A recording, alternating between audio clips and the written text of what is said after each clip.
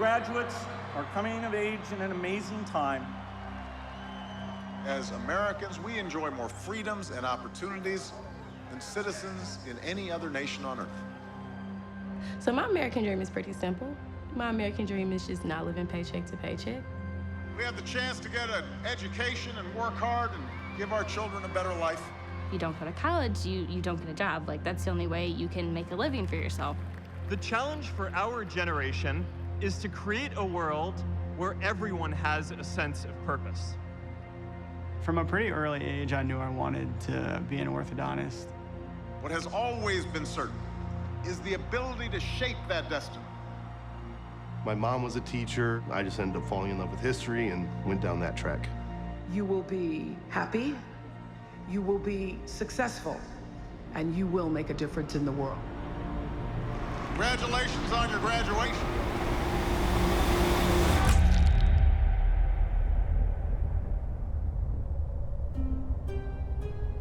A college degree is a signal.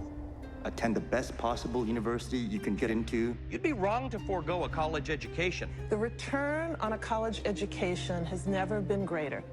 What it is a signal of is I am able to speak a certain way and understand a certain set of cultural tropes, and this group of people maybe not so much. Financing college is very tough for millions of Americans. Tuition has gone through the roof. Post-secondary education is now the largest source of consumer borrowing behind mortgage loans. So many families are borrowing to the teeth.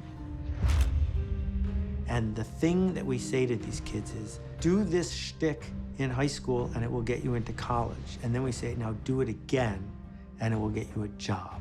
They fell into a trap our society has created for them. Student loan debt has been steadily increasing, affecting approximately 44 million Americans. The cost of getting a college education is having a lasting effect on graduates. It's just so natural, like everyone does it. This is good debt. $13,000 can turn into $25,000 easily. There's a good return on investment. I'm paying all these bills and I have nothing. You did this to chase the American dream that we all cherish. People are alive, but not living. This is not the way the American dream was set up. You know, here I am 36. I have $1 million in student loans. Every piece in the system did what it was supposed to do. And the victims are 17 years old. The stories all come down to one theme. How has this happened to me when I did everything right?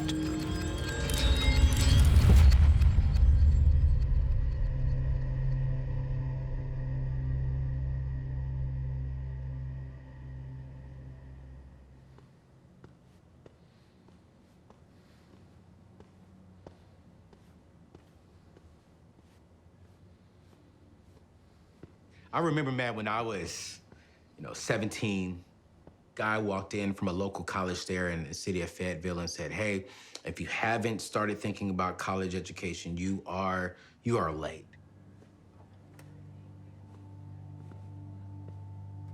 And if you really want to be successful, you have to go to college. Because if you do not go to college, you will not be successful. I didn't know how to process it. My entire young life, I was never taught the proper education of what I needed to be successful. I was just told, go to college, you will be successful.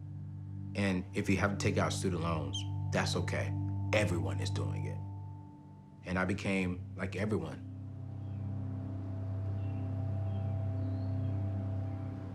The culture in the last 3 to 4 decades has dramatically shifted. It used to be that we said education is important. Study something so that you can further your career. It moved from that to where education was permission to play. You weren't going to be valid in the economy unless you had a 4-year or more degree. Not only is it necessary, but it's like a guarantee that you're guaranteed to be more successful. And so you have to have this because a degree is the answer. Society has rules. And the first rule is you go to college. You want to have a happy and successful life? You go to college. If you want to be somebody, you go to college. If you want to fit in, you go to college. Is a four-year college degree still a good investment? I mean, not surprisingly, we at the Prince Review think it's a good investment for a couple of reasons. One, a student is going to earn $1 million more over their lifetime career, opposed to if they didn't have a college degree. They'll be more nimble. They have lower rates of unemployment. Even Robert Wood Johnson said they're going to live longer because they're likely going to have better insurance. Okay. Should we get to the right? We set the table in such a way that we doomed millions of parents and kids to take the bait. When we elevated the pursuit of a four-year degree to here, we inversely relegated a two-year degree or a community college or an apprenticeship program or all those other things down here. Higher education became a thing. Everything else became an alternative. There was some studies that came out and said, if you have a college degree, you will make this much more in your lifetime. That became the marketing slogan for higher ed, which is if you come do this, you make more money. The shift of a public good turned into a private good. I'm getting my degree so I can make more money for me. Then the markets got involved, and this thing was not something we all invested in, like roads or police or fire departments. It became a way for me to get rich.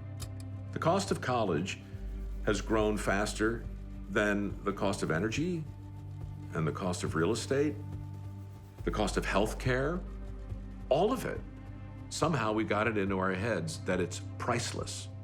And we've told an entire generation of kids, if they don't borrow whatever it takes, then they're going to enter into this crazy rat race, hopelessly disadvantaged. So you got a 17, 18-year-old kid being told to sign on the dotted line or else. His parents aren't cautioning him not to do that. Guidance counselors aren't saying, hey, take a breath, be careful. Nobody is.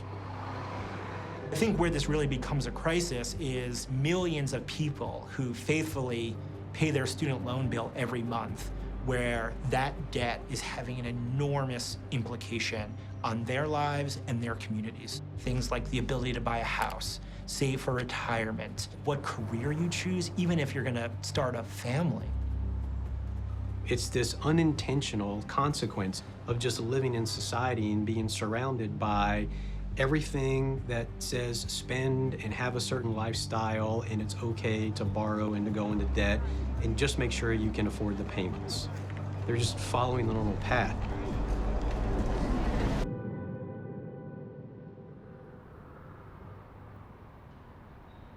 Normal ended me in the back of my car because I didn't have nowhere to sleep. Normal ended me in the YMCA washing myself because I didn't have a home to go to and take a shower. Before I even turned 19, I'm $35,000 in debt. I was that young kid thinking about committing suicide. I was that young kid wondering, how am I going to eat? And it was during that season of my life that I decided that I'm sick and tired of being sick and tired. I'm tired of not being able to have the options. What can I eat? What can I do? Where can I go? And so I got myself out of debt. Learned a lot about money, learned a lot about life. All right, Anthony, we're ready. Had to lose some friends, had to better myself.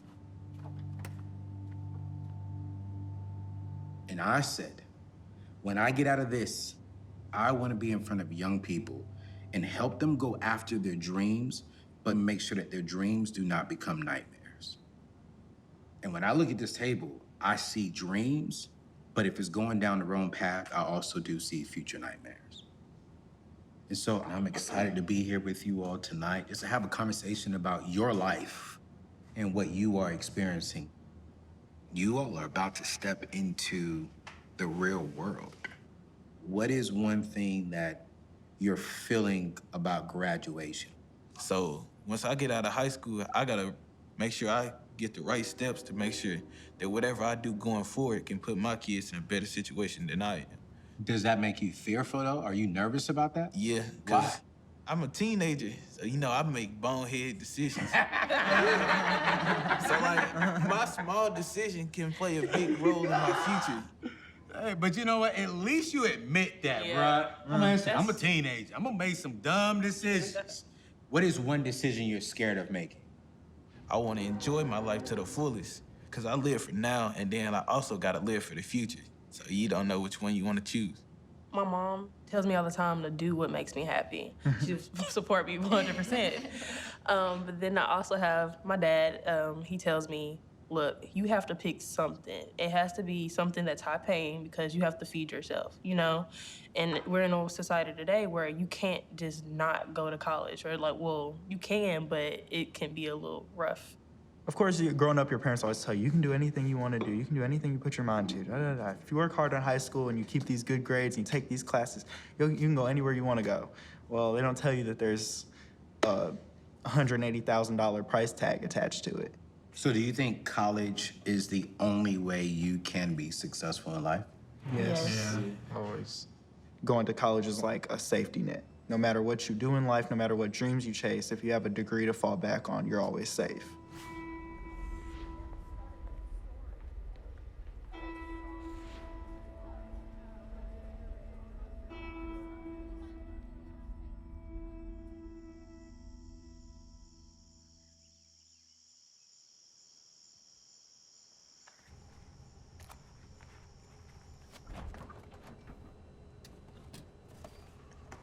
My game plan was the game plan that everyone else had. I'm gonna apply to get student loans. I always thought everything's just gonna be fine. Everything will sort itself out.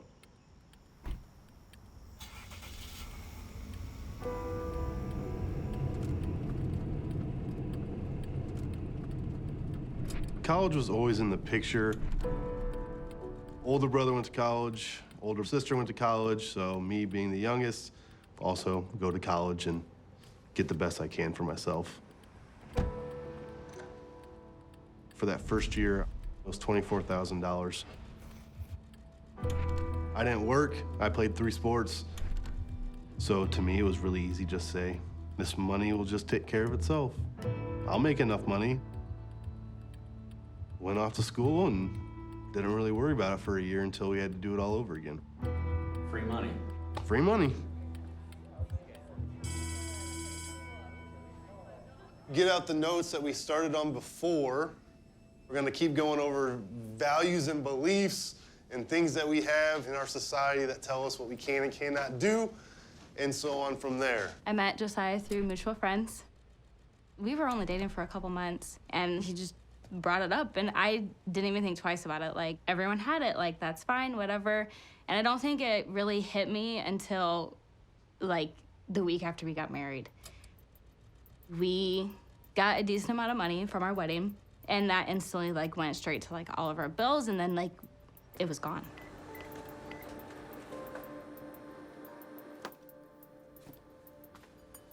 Everyone in the pictures, they're so happy holding their diploma, walking across the stage.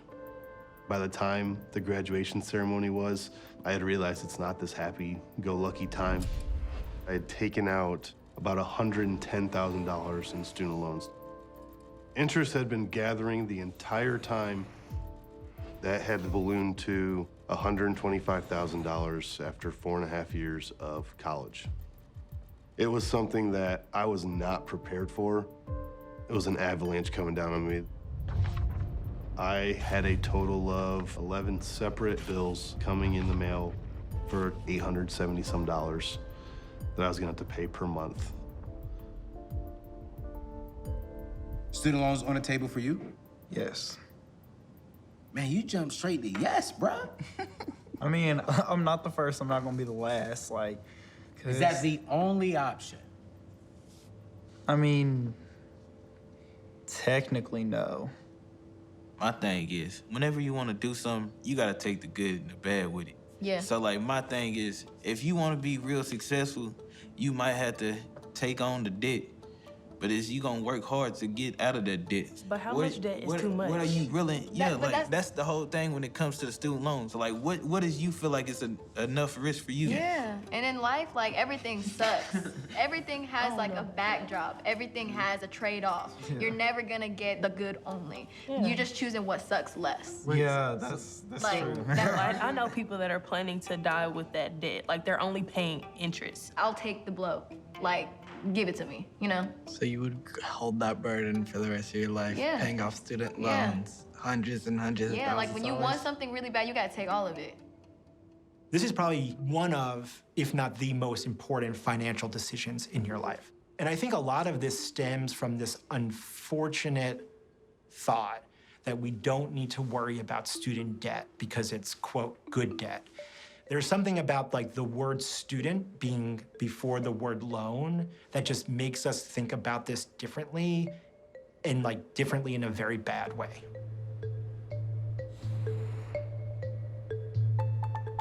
The student loan problem has reached epidemic proportions. The curve on the growth of credit card debt, even though it's been ridiculous, has been much more gentle than the curve on student loan debt. It's gone to a mushroom cloud in terms of the mathematics on it. The problem is that you don't register emotionally that it's money. I mean, when you borrow money to buy a $20,000 car, you have a completely different emotional experience than if you write a check or put down $20,000 worth of Benjamins right there. You have an emotional experience that you do not have when you just sign and go, I think I can make those payments. It's the same thing happens with student loans. There's a whole lot of people who have a big target on your back, who view you and your ability to take on a ton of debt as their chance to get rich. College tuition has risen enormously over the past 5 decades. Why would someone pay for this? Well, everyone seems to agree that graduating from college is a guarantee to a better life. So it's no surprise that the student debt level has risen exponentially as people pursue their shot at the American dream. But is the payoff really there? Well, when the student loan program was first started by the government, it had really good intentions. Students could only borrow up to $1,000 a year for school. The expectation was as students completed their higher education, they would in turn contribute their knowledge and skills back into society. And the money for all of this came directly from the U.S. Treasury. But as the demand for higher education grew, so did tuition. Now, the government had to open up the student loan program even more. So, they brought in the banks. That meant the government didn't have to foot the initial bill anymore, but they still guaranteed the loans if the borrower couldn't pay it back. So the banks, they were getting paid one way or the other. And on top of that, they got to collect any and all interest from the loans. In business, this is called making a profit. So fast forward, tuition is still rising because the demand for college wasn't slowing down, and the banks, they couldn't keep up. This is where the government stepped in and created the Student Loan Marketing Association, more conveniently known as Sallie Mae. As a government-sponsored enterprise, they were designed to funnel money into the student loan program. They would buy the loans from the banks, which allowed the banks the cash flow to issue more loans. And over the next 2 decades, Sallie Mae became a major player in the student loan market. But in 2004, Sallie Mae cut their strings from the government and became a fully private company. And this meant they were a real business. A business that exists for one thing: to make a profit. This is where the student loan program went from being a public good to big money. Actually, this isn't even a program anymore. It's an industry. The real nail in the coffin, though, came a year later when Sallie Mae convinced Congress to make private student loans nearly impossible to discharge through bankruptcy. This has resulted in growing default rates, record amounts of interest accumulated, and dragged out repayment plans that never go away. Now, we're left with entire generations of people trapped in student loan debt who took it on in hopes of making a better life for themselves, because that was the original goal of all this. But it's companies like Sallie Mae, Navient, Great Lakes, FIA, Osla, Nelnet, and countless others whose pockets are overflowing with the money your future was supposed to be built on. So, with over 45 million Americans sharing this $1.6 trillion of student loan debt, the question still remains. Hey guys, it's Lacey, and I am broke as $200,000. $172,000 in debt.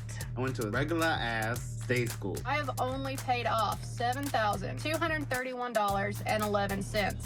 How much interest have I paid in 13 years? $19,030.27. Holy shit. I got on there one day and it said, your loans will be forgiven if you die. Yeah, that's nice.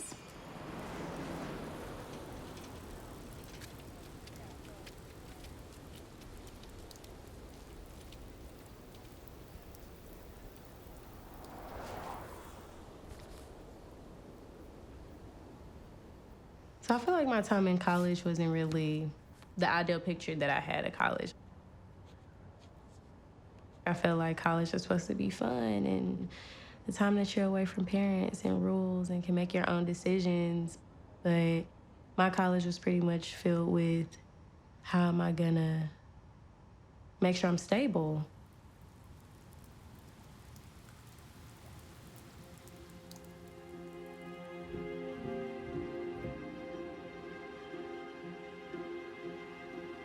My view was like, it's not the end of the world. It's normal. It's life to have debt. Everyone has debt. Everyone has it. So it's fine. Brush it off. Don't worry about it. When I got my final financial aid report and I seen how much more money I needed, you can't start class if you don't have a zero balance. I had to do something. I couldn't get that amount of money from home. I talked to the financial aid advisors that we have at our school, and they introduced me to loans. I did look at it as it was investment in myself, like it's okay. But then once I realized I had to continue to take things out, it was like, okay, wow, this is like adding up very quickly. It became a thing of like dreading the fact that I'm gonna owe so much money when I get out of school. That is when it like hit me the hardest. It's like you don't wanna have to be in debt. And so you try to comfort yourself with the notion that it's normal, but you don't want it. So it's like a constant like dissonance and conflict going on through your whole collegiate career because you're like, yeah, I'm excelling as far as I'm getting a higher education. But at the same time, I'm gonna be just like everyone else, working to pay off debt.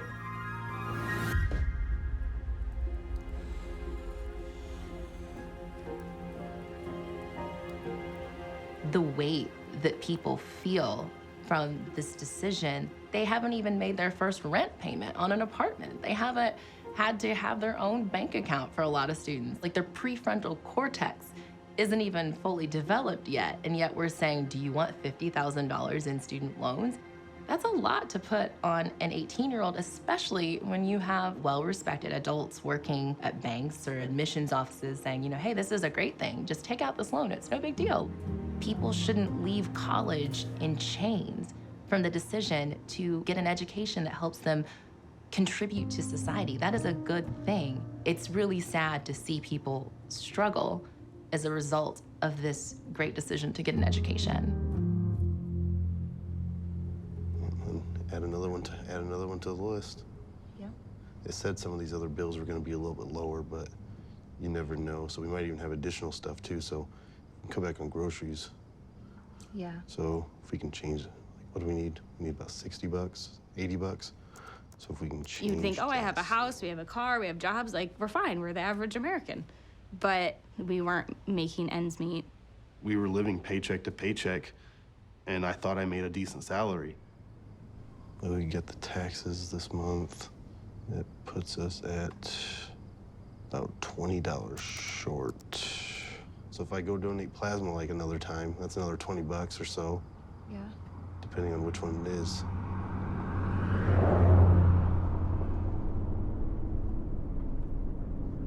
We are on our way to Lima to donate plasma. It's something that I do usually every Tuesday and Thursday after football practice. Wide, drive it, man, drive it! Split, outside linebackers widen out. Have to stay in still. Quarterback is still your guy, because if they do a cross, don't get home till about 8 or so, but gotta make us a little bit extra money somehow. And that money I make during the month or donating is a big difference in my life. People say, like, I go through a crazy schedule, but, you know, I've left Courtney at home for the last 12 plus hours. I worked and worked and worked, and I worked at a job I didn't like, but I had no choice. Like, I have student loan payments to make. I didn't make enough money to pay it off in 15 years like the plan they wanted me to. It's gonna take me 30 years to pay off. I took out credit cards when I was in college because that's what you do. I still had a car payment at that time, too. I was broken. I'm paying all these bills and I have nothing. I want you to be successful. I want each and every one of you all to go after the American dream. But I gotta ask you this question. What is one thing that can stop your dreams? Debt. Say it again. Debt. Say that one more time. Debt. My man. You gotta take debt off of the table. I'd rather take 6 years to graduate debt-free than graduate in 4, and I spend the next 30 years paying back my student loans. Let's be real. If all of you all went to college, didn't listen to my advice today, 2 of you all would graduate from this table with $100,000 or more in debt. Studies are showing that the average person takes them 20 years to pay back their student loan debt. Let me go deeper. Studies are showing that y'all right here, young people, when you graduate college, the #1 goal in life is not to get your dream job. #1 goal in life is when you graduate college, it's not to go out there and buy your nice car.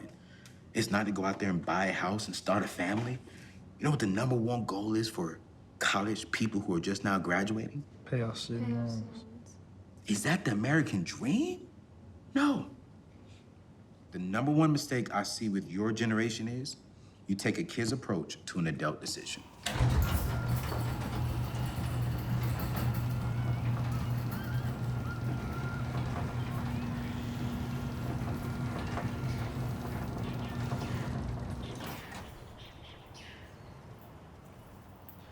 It's funny talking with my mom and getting her story of, you know, I went to college for $4,000 and thinking to myself, that's cool. It's not that cheap now.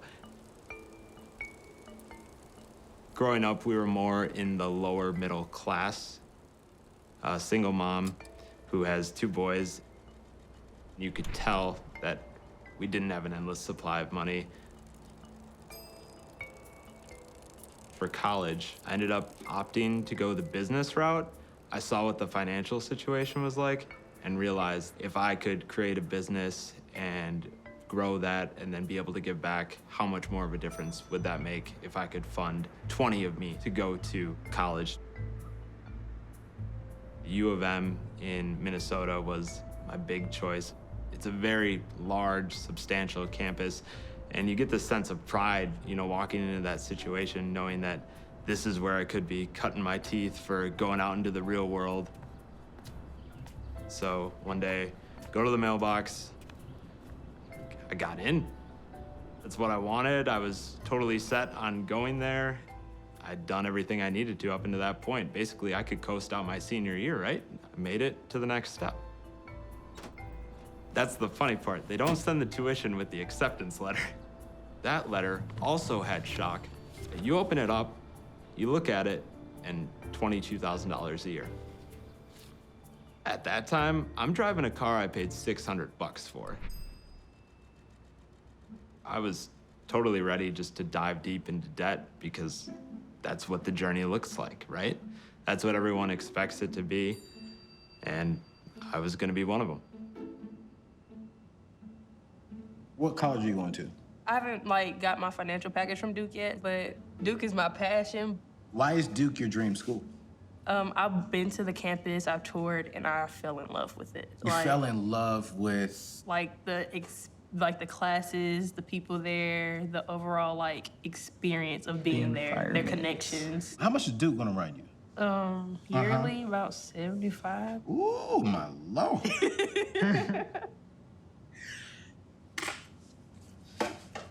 It's undergrad, so I'm still thinking about Still? AT. Yeah. That's 300 grand. Yeah, no. For a degree. Yeah.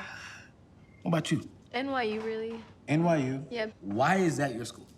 Because it's saturated with music artists, with producers, with opportunities just out at every corner for music in particular. How much is it? 75. Gosh. $75,000? I'm gonna reach for what I can. And if NYU is it, then I'm gonna reach. Oh my gosh, I was so serious. Please stop, please stop. Please don't leave it silent, don't leave it silent. Okay, so I toured Buffalo back in November, and I don't know, I feel like it'll be a lot like high school as far as arriving there. I know my parents talk about college was the best years of their life and da-da-da. And so I feel like the experiences that I'm gonna get at college are gonna be unmatched. So you going all the way to Buffalo State just to have an upgraded high school experience? Yeah, keyword upgraded. Well, if I wanted to sell a college to the normal group of semi-unmotivated, semi-uninformed people, I would start with the football team.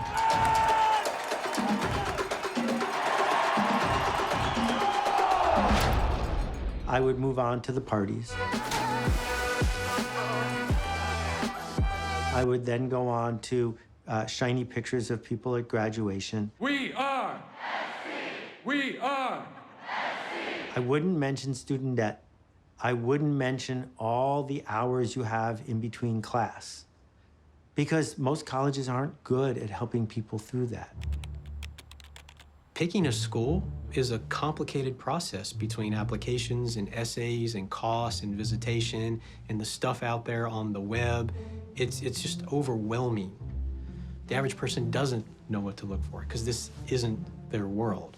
And then all of a sudden you get thrust into it and it's information overload, and how do you synthesize it into something that makes a whole lot of sense? The new 30th edition of Best Colleges was just released this morning, and we've got it. Brian Kelly is editor of U.S. News and World Report. Good to see you again, Brian Kelly. Hi, Kim. This is getting to be an annual visit, and we like it. If you were to ask me what's the worst thing that has happened to higher education in the last 20 or 30 years, I would say, unabashedly, a fledgling magazine decided to start ranking colleges.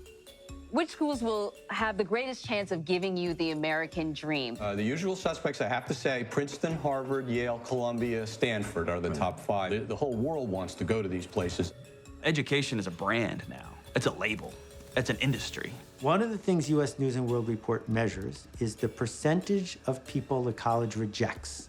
That the more people you reject, the better college you must be. I always look at their alumni. They're very loyal alumni. People who go to Princeton love Princeton. They give it money, they come back, they stay engaged with the school. That makes a difference. And then they came with this ever-evolving matrix of points, really important things like your reputation, how other people think about you. It turns into a higher ed arms race. It's like Nikes versus Gucci. They're both shoes, they both work the same, but one has more value because of the name. Some colleges figured out if they made their dorms nicer or their gyms fancier, more people would want to come. What's up with their dorms? What do they have? Beautiful campus, Yeah. 10 different residence halls. There's a food service. It's pretty awesome. Looks nice. Beautiful. If more people wanted to come, they discovered that U.S. News and World Report would rank them higher. Do you accept bribes?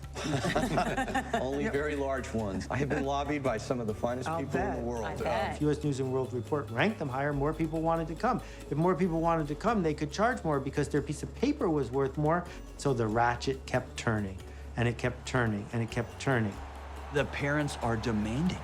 The college students are demanding it. You have to build it. Otherwise, they won't come because your college isn't good enough.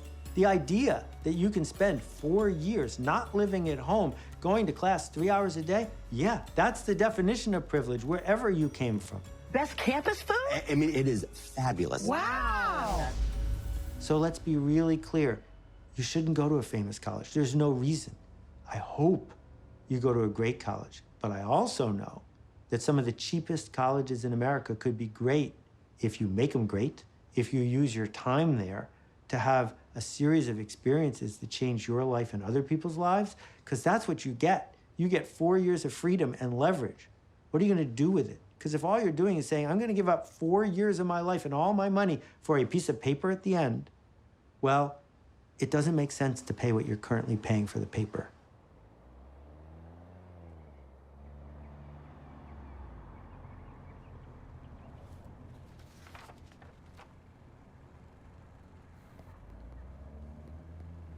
What really was apparent to me was how much debt can be that ball and chain on your ankle when you actually hop into the real world.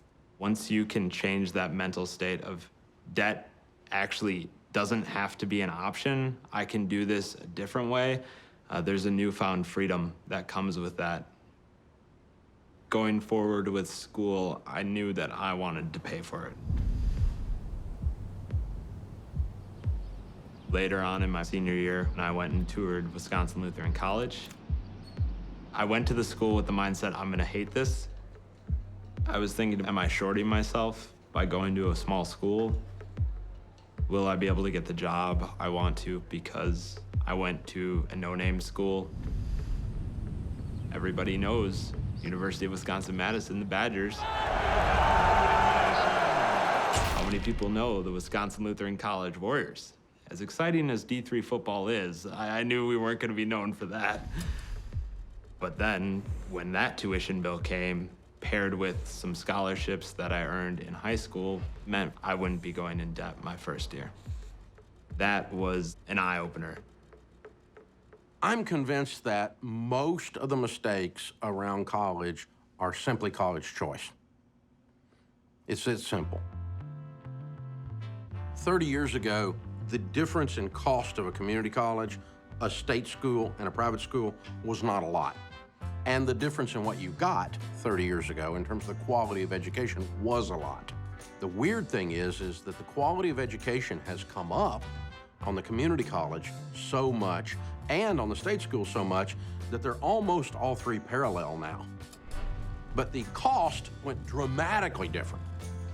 But here's the thing, a lot of people get the basic knowledge of business, the basic knowledge of a communication, the basic knowledge in the IT field at a community college and get a really good career out of it.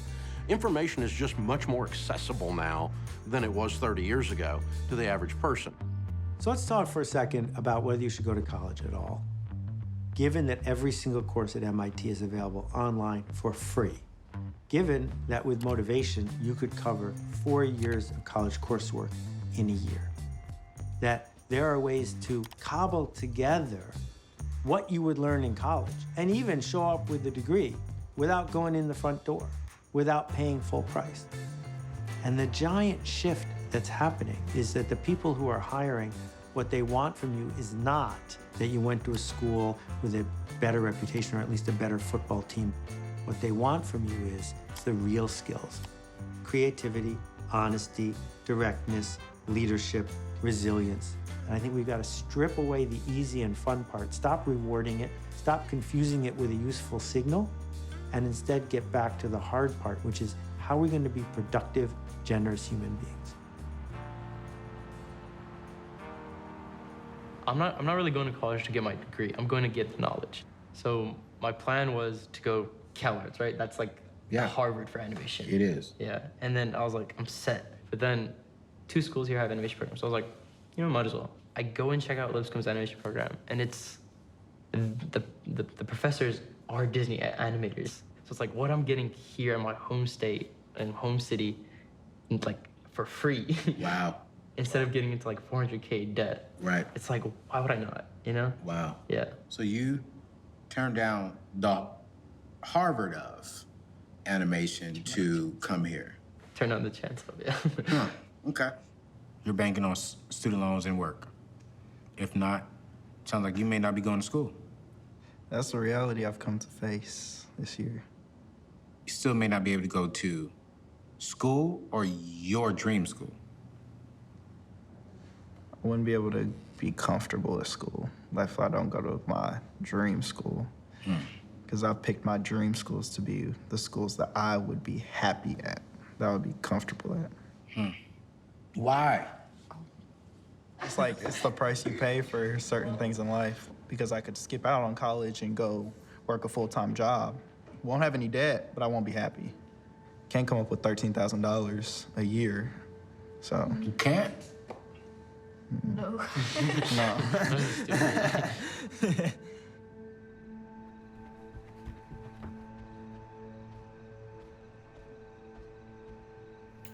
I honestly didn't know how I was gonna pay for year number 2.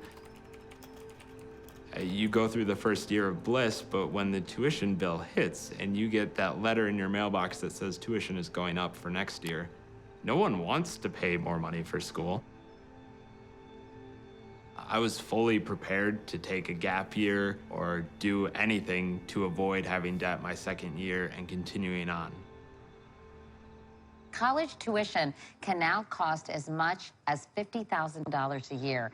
But luckily, one woman says she has figured out how to get a college education for free. Christina Ellis earned $500,000 in scholarships and is the author of Confessions of a Scholarship Winner. Welcome, Christina. Nice to see you. A lot of times whenever people hear that I won $500,000 in scholarships, they sometimes assume that like I just got to pocket anything that I didn't use. And they're like, where's the car that you bought? And it's like, no, that's not how it works. That being said, a really cool thing about pushing for a lot of scholarships is that you can actually get a refund check if you live off campus.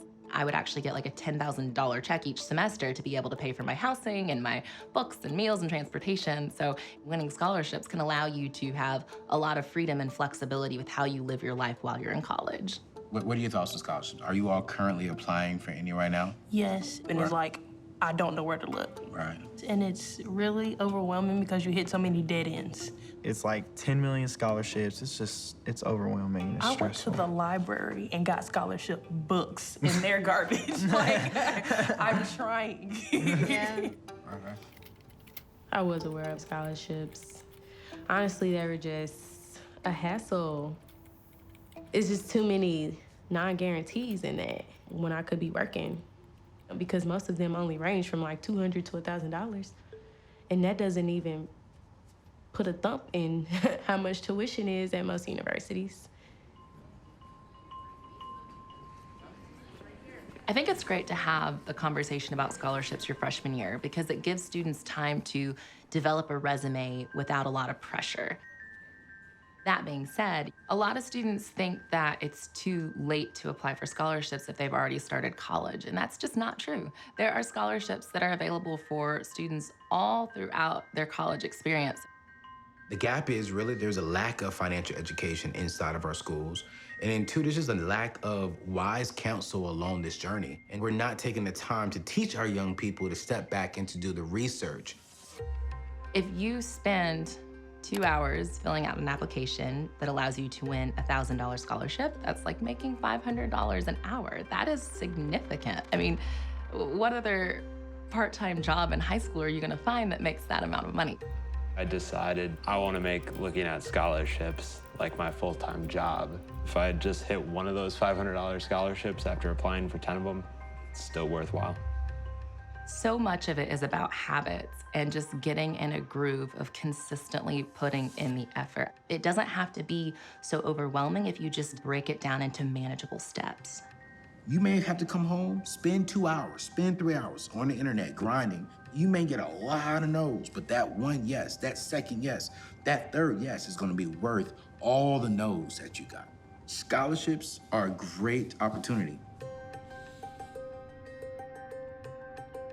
There are millions of scholarships given away every single year for so many different reasons. You can win a scholarship for being tall, for being short.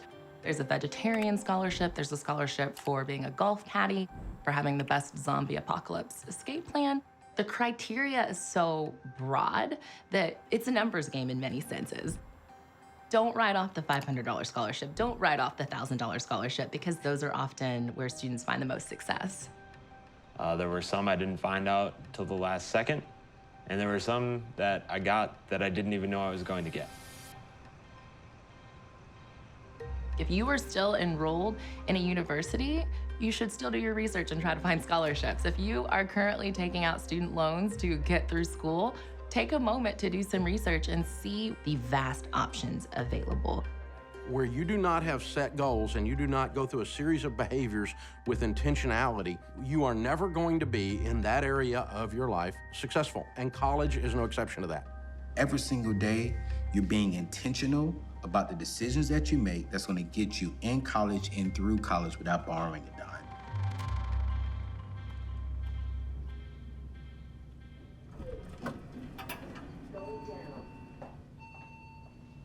It sets in once you apply for graduation. It's like, okay, I will no longer be in school.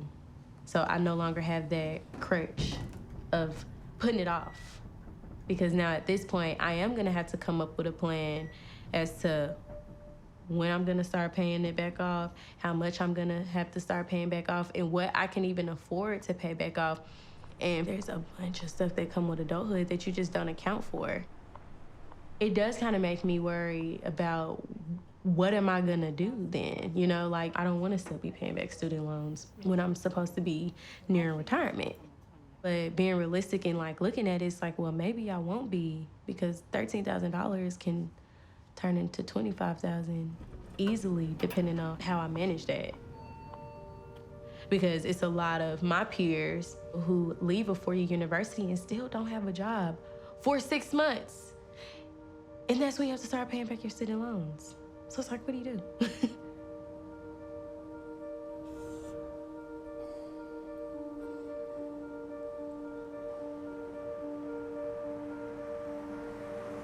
Moving to Van Wert, we tried buying a home. Like, it wasn't a very nice home, but it was in well means. And we applied for a loan and got denied. Definitely, like, put us in perspective, like, we would never get a house. If you want to be able to have kids, like, we're not going to be able to live. We had a point in time where we actually did not go shopping for a full month. And we didn't have food outside of basically some boxed pasta and like watered down spaghetti sauce, because we did not have enough money to literally go afford to buy groceries. And that's with every credit card maxed out, everything like just literally backs to the wall, pinned up against it. Like, we've officially hit rock bottom. I just look back at that money amount and realize, like, what did it actually get me? I know it got me a college degree, and I know it got me experiences, but is a college degree and experiences worth $125,000? We don't think anymore. We just do. So much of our mental health challenges in this country are because we let our feelings and our emotions drive our day. College choice is no different. We've gotten so unintentional about it, and then we figure out how we're gonna pay for it later. Now we blinked. There's a couple of $1 trillion floating around out there on the backs of 19, 20, 25-year-olds, 40-year-olds. It's just becoming like a car payment, like a mortgage. That's just a payment we have. That's a way of life, and we've got to recenter that.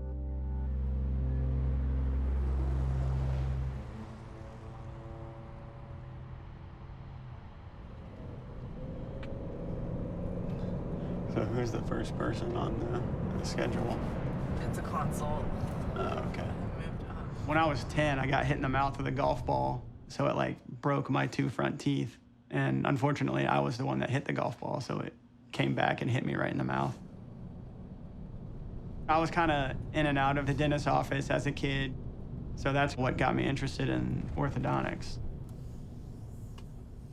I got out of undergrad debt-free, but then it quickly went the other direction.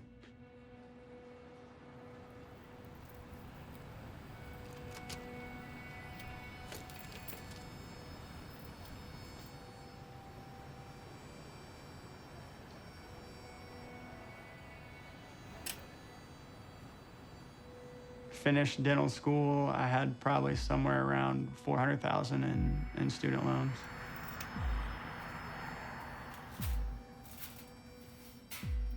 Ortho and oral surgery are the two most competitive residencies. And a majority of programs, I mean, they only have 3 or 4 seats each year, and they probably have 1,500 applications.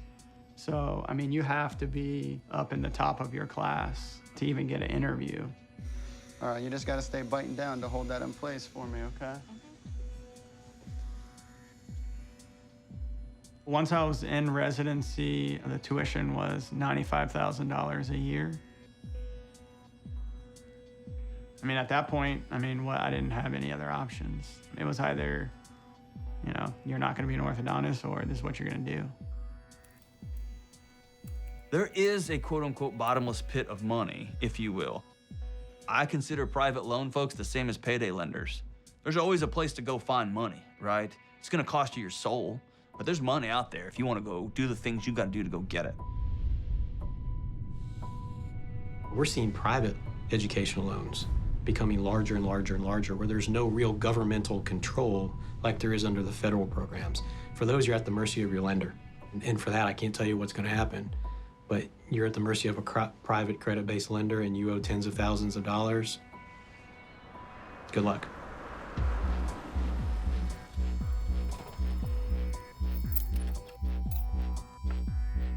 Think about it like a car payment. You've agreed this much money over this many months at this much amount to pay it back. When you don't, we want it. Give me your pound of flesh now. And that pound of flesh can come in all different ways, but they have to sue you to get that.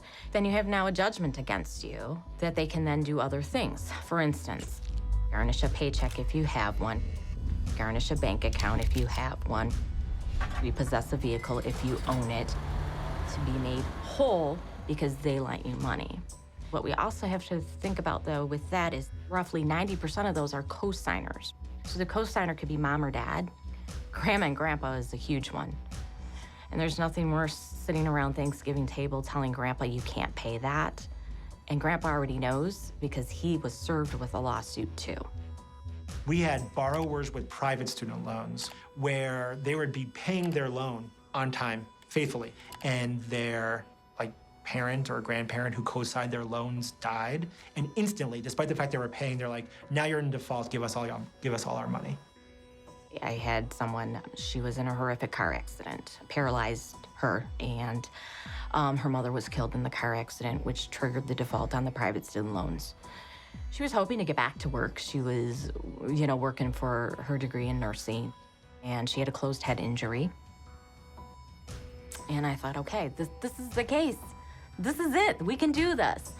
And the court in that, at the end of the day, because she was gonna qualify most likely for Social Security disability, that meant that she had the ability to pay it back.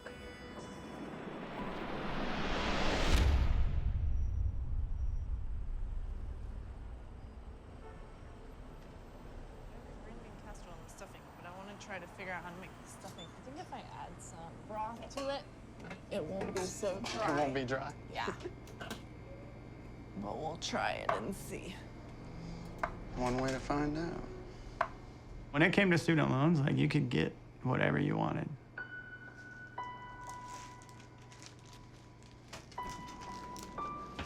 There's problems on both sides of that. The people that are giving the money and then the people that are taking the money. I mean, $95,000 times 15 residents, you're talking $1.3 million in tuition from 15 people.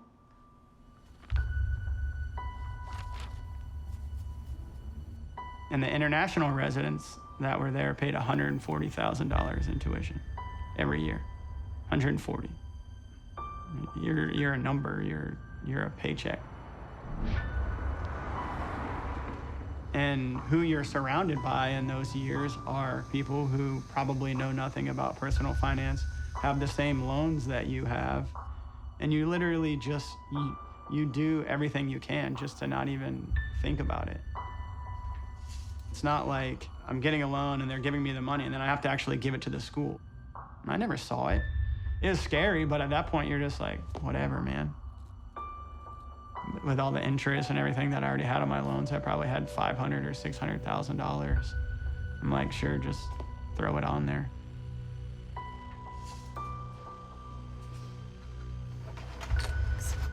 You want to go ahead and take him back and do the impression? Okay. It's a ton of money, and it's scary. And I think early on too, it was just, we had to have like a lot of like hard conversations about it. How are we gonna pay it off? Do we just go on a minimum repayment plan and you just pay it off for forever? Like, how do you even begin to get out of it? The people who are writing the loans, I mean, they don't care. I just got an offer on my student loans, like, oh, you qualify to lower your interest rate. Well, why'd you wait till I have $300,000 in interest to lower my interest rate? Why don't you lower it before? Because you just wanted all the interest. These student loans, you know, they never go away. Unlike so much other debt that can be forgiven, you know, in the wake of a bankruptcy, for instance. It's like stepping in gum, man. It's with you forever and ever and ever. So it is accruing about $6,000 of interest every month.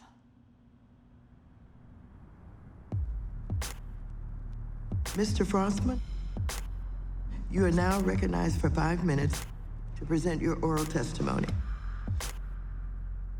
Over the course of the last decade, I traveled all across this country, talking to thousands of people in big cities, small towns, and nearly every slice of America in between.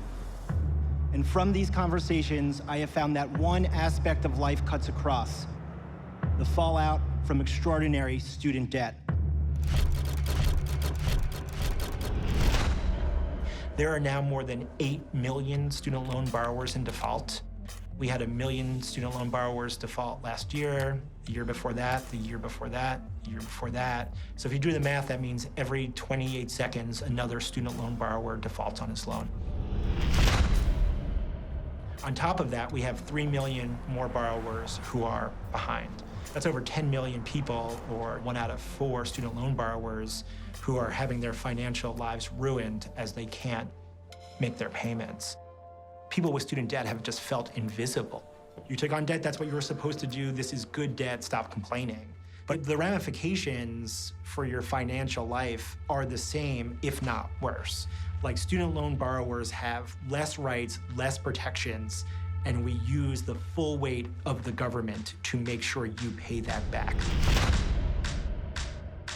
I look at all of the things that are going on right here, and I'm just article after article, what certainly seems like a very large amount of corruption.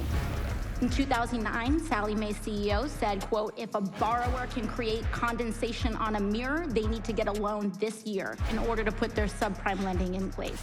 Navient forwarded wrong information to credit reporting agencies saying that permanently disabled veterans had defaulted on their loans when they hadn't. Then you have ITT Credit Union using financial aid staff to rush students through an automated application process when they knew that they had projected default rates as high as 64%.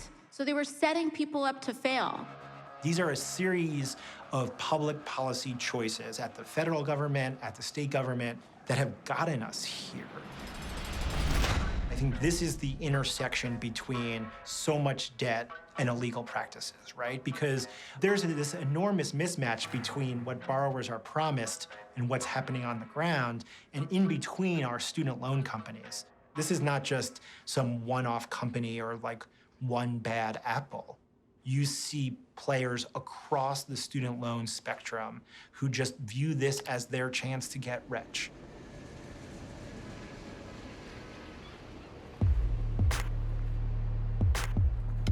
My name is Lynn Sabolsky. I am a former employee of Nadian's call center. I thought it was going to be a really easy, straightforward job, that I would understand the rules, that I would perform well. The longer I was there, I started to notice red flags. People were being asked to lie. People were not being given the right information. In general, there was just this oppressive environment that wasn't really allowing the representatives to do the job that they were being paid to do.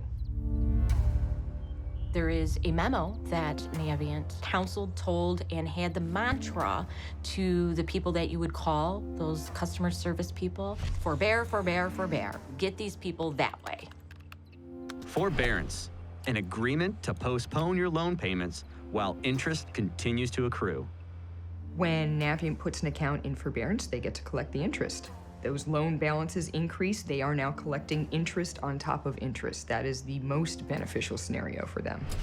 We sued one of the biggest student loan companies in the country, Navient, and a single claim as part of that lawsuit documented how the practices of this company added $4 billion with a B dollars of unnecessary interest onto the most vulnerable borrowers. Mr. Farman, our friends across the aisle have mentioned that student loan servicers are supposedly not incentivized to steer borrowers toward forbearance, and that they are not financially incentivized to give borrowers poor or outright incorrect advice. Yet an audit released by the DOE in February of this year found that more than 60% of the department's oversight report contained examples of servicers acting improperly. If our friends across the aisle are correct and loan servicers are not incentivized to make mistakes and give poor advice, then why is this consistently happening?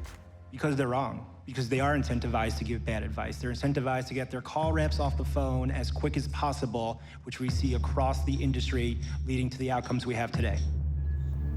This part of our training was keeping your calls to 7 minutes. If I don't keep my call to 7 minutes, I have a lower status at the end of the day. I'm considered not having performed as well. If you're a representative and your choice is give this person the help they need or get in trouble in some way, shape, or form, then really you're pitting one person against the other. I was talking to my coworkers over lunch and over break, and a few of my coworkers said that there was just no way to answer all of those questions in a way that was satisfactory and maintain the numbers that we were maintaining. And so they would be on their call, and then they would just press a button and go, oops. We're sorry, dial again. Funny enough, Navient's still in business, making $1 kajillion a year, and still has contracts with the federal government. Angry yet? On the shoreline of Maui's Wailea Beach, at the luxurious Fairmont Hotel, Sallie Mae executives and more than 100 of its employees are on a 5-day paid trip, celebrating a record year, $5 billion in student loans to 374,000 borrowers. Planning session and recognition of accomplishments for our sales force has been something that has been done, I'm going to say, since the company was founded in 1972. And it's recognition of the hard work, but it's an important piece of planning. I think we're done. That is like a general sentiment that we hear frequently, which is we love getting the money to be involved in the student loan system, but when it actually comes to doing the work to help borrowers to avoid the defaults, how dare you accuse us of being part of the problem? And so we sued this company in court, and one of their top legal arguments were, Judge, you should dismiss this case because we have no actual responsibility to help borrowers. I'm being cheated out of my paycheck. I could retire 2 years after I'm done paying my student loans. It's like paying for retirement and literally never seeing a dime of it ever again. You should know the names of the companies that have targeted your constituents. Citibank, Discover Bank, Navient, FIA, Quinn Street, Sallie Mae, SoFi, Transworld, Wells Fargo, and the list goes on. In a way, there's no morality in the student loan system because there is no one that's going to stop you from borrowing. At the end of the day, it's just, you type a couple buttons in, and on the other side, there's a student loan with some numbers. That is the most personal it gets.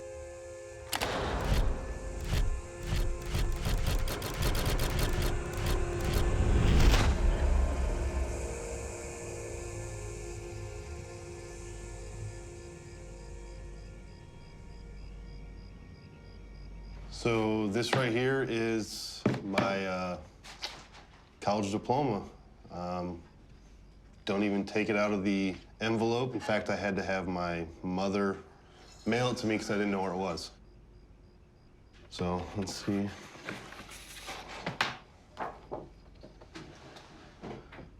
Stamped, signed, and sealed.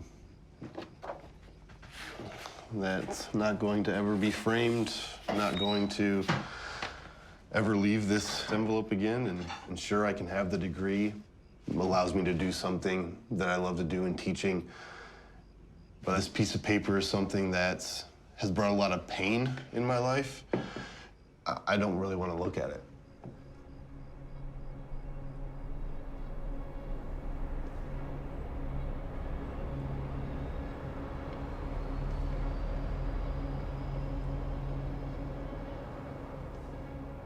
You can talk to someone who's graduated 10 years ago and they still owe student loans.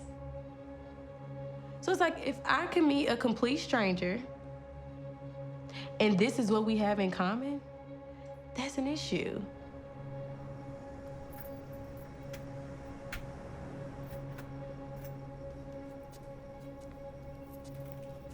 The borrower is slave to the lender, and like that's so true. When you have this kind of debt, or really any debt, like you feel that. It changes who you are and how you can behave. It changes your life. You've arrived at your destination. The choices that they made now own them. And they were led down this primrose path by a set of values put on them by a series of guidance counselors and parents who weren't thinking and educators who were out of control and a Congress who continues this ridiculous student loan debacle. And here they sit, trapped, and they do not know what to do. I'm gonna try to do this without crying. I feel like when he told me how much student loan debt he had, it wasn't gonna make me change the way I felt about him. Like, your debt isn't bringing you down as a person, you know? Millions of Americans are struggling with the same problem. Like, it's not just your fault. I don't care how much debt he'll ever have. Like, I will still always love him. But I don't think he realized that. I feel like I've failed as the provider, as the husband, because I'm the reason that we're in so much debt. We only had a total of about $142,000. 120 some of that is my college.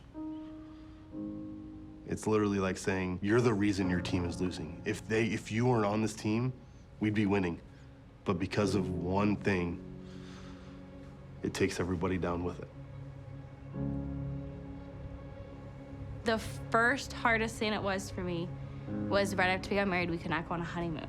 And I know that sounds like cliche, but like, you don't realize you'll never have that like moment, that like time again. Like, newlyweds get to go to like this awesome place. Like, it's something you look forward to when you get married. And like, we lost out on like that time. That was hard.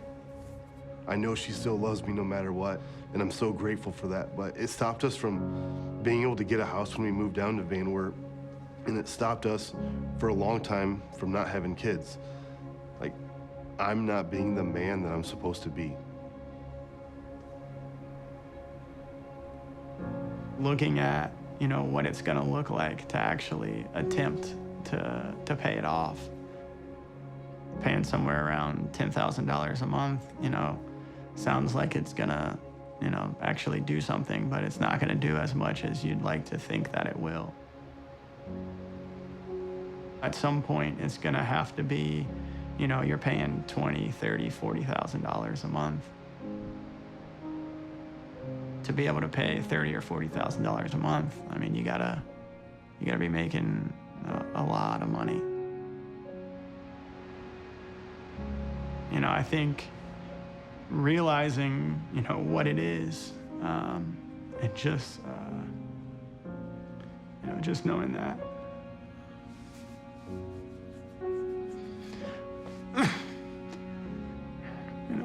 It's probably not going to be possible, without the help of God. I mean, how am I going to make that much money?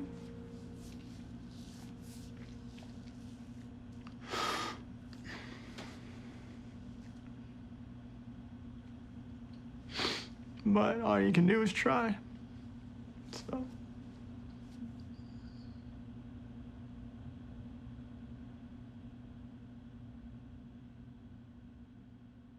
There are a lot of people who quite rightfully say, I did everything I was told to do. Now I'm in a boatload of debt. I'm not happy about it. How are we going to keep this cycle from repeating itself? Well, to the first group of people, I'm sorry that you shouldn't have trusted the system. The system let you down. How do we keep from repeating it is stop telling people this is what they're supposed to do. Stop telling people that this is the path. It might be easier. It's definitely more fun in the short run. But here it is with subtitles. This is not what you're supposed to do.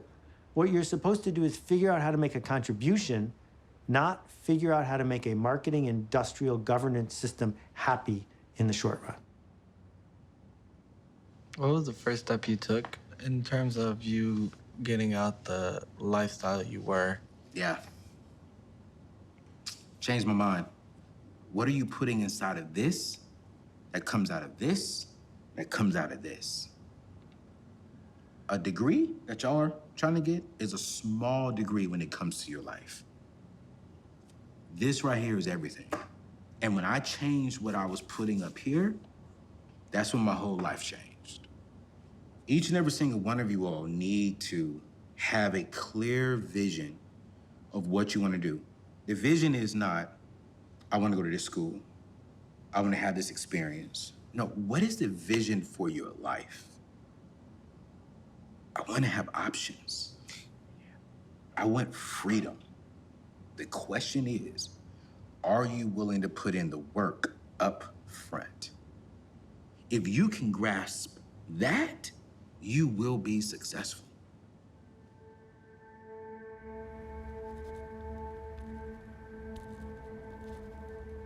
Going into my senior year, I knew it'd be close. I can do the math, so can you. Working at a normal hourly job would not pay the necessary $14,000 I needed for school. I knew what I had to do. I went for something with more opportunity, and that was a sales commission job, and really went and made the most of it. Usually worked 4 days a week, 10-hour shifts, and then on my off days, I would sell lawnmowers and flip them driving across the state. Hey, how's it going? Good, how about you? Good. It's right over here. Little did I know that there was so much opportunity in it.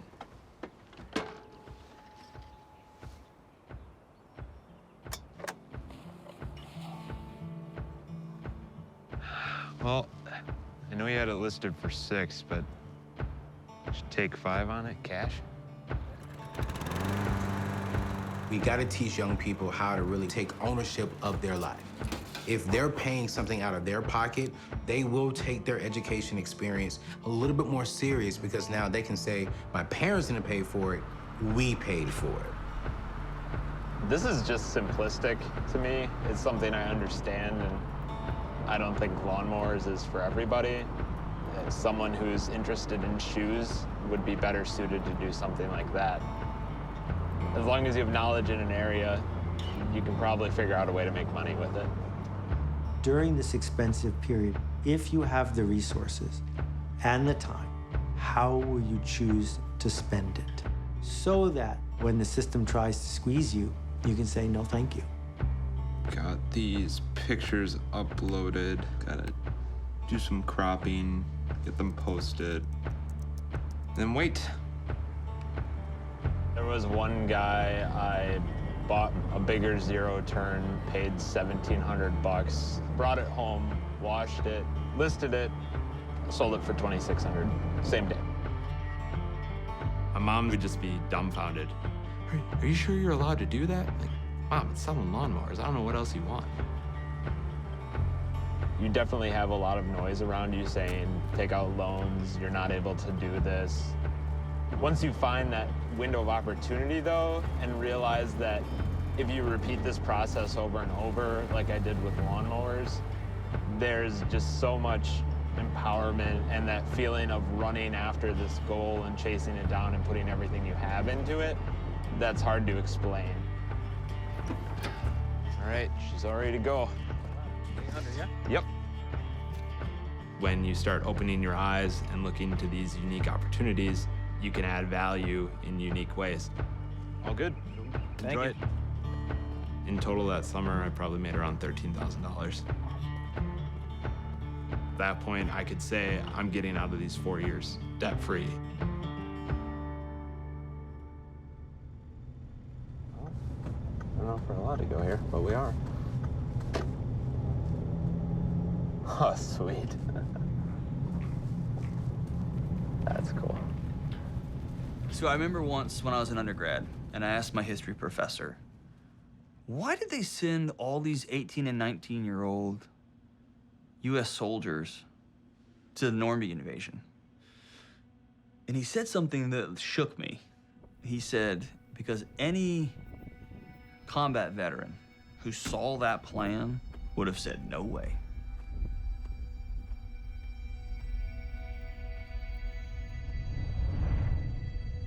D-Day worked because of some extraordinary planning, some extraordinary sacrifice. And what he said was good old-fashioned, unabated American teenage arrogance. Because they got up in front and told those boys, 9 out of 10 of you will not come home. 90 out of 100 of you are not coming back. And those guys in line went, sucks to be that guy, right? And they did that all the way down.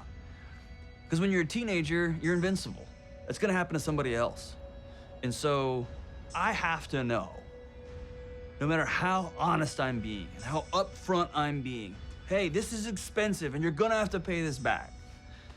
I have to know that my end consumer, the 18-year-old's going, okay, we'll get there, and has no understanding of what $700 a month actually feels like out of a $2,400 a month paycheck.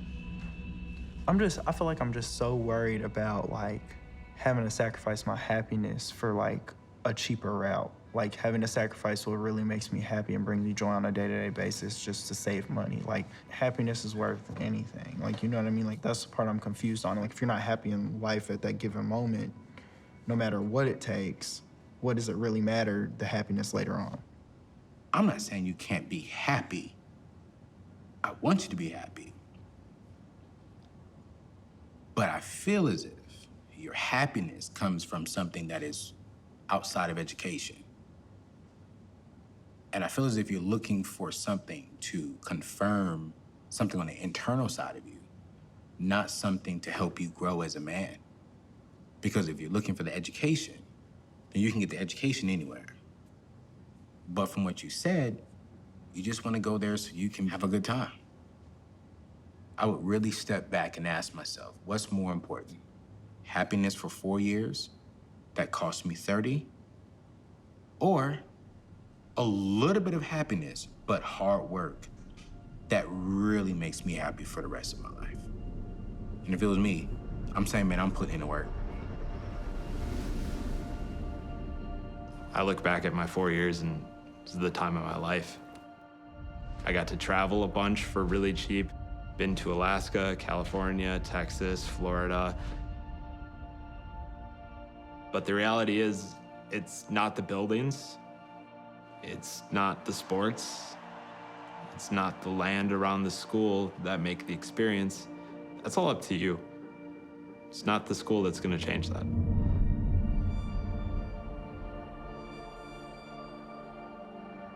So which one of these are you sitting on? I'm way, like, over there. You'll have to get your binoculars out and squint a little. I actually brought them. You did? I did. You know what the difference is between a normal person and someone who is not normal?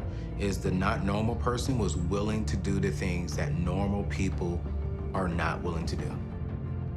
I do not want to live the majority of my life not being able to do what I want to do because I got to pay for things in my past. That's the normal I refuse to be a part of. Students need to begin by saying, I refuse to be brainwashed into believing that if I get into a good college, it means I'm better than if I don't. So go find a door you can afford and go through that door and figure out how to marshal the resources you need, whether it's scholarships or only going part-time or taking a gap year and working like crazy to put $25,000 in the bank. So at least your first year, you're not starting with free and easy money you're gonna be paying off for decades. It never was the degree that caused people to succeed. It was the knowledge base, the tools in their belt to be able to get their work done. That's what caused people to succeed. It still is what causes people to succeed. Whether you can demonstrate that you have the skills to do the job is going to be a much higher indicator than where you went to school, or for that matter, even if you have the degree. I think there's a real opportunity for guidance counselors and parents to talk to their kids about how they want to work as opposed to what they want to do. I think a smarter thing to tell a person who's trying to figure out what to be when they grow up is to say, put it all on the table. And if you do that, you're liable to be a very happy, satisfied plumber, making 6 figures a year, or perhaps running your own mechanical contracting company. It's not the job that makes you happy. It's you.